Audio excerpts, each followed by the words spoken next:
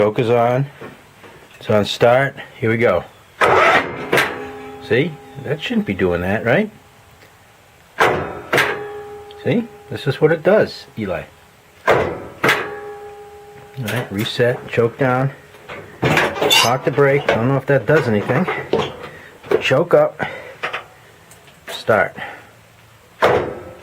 See? It shouldn't do that. I only got it to start good one time. There's plenty of gas. It's new gas. It shouldn't be this hard. You just happen to come the one day in the last 5 weeks when it turned over right away. And that does battery, brand new battery, the battery's charged.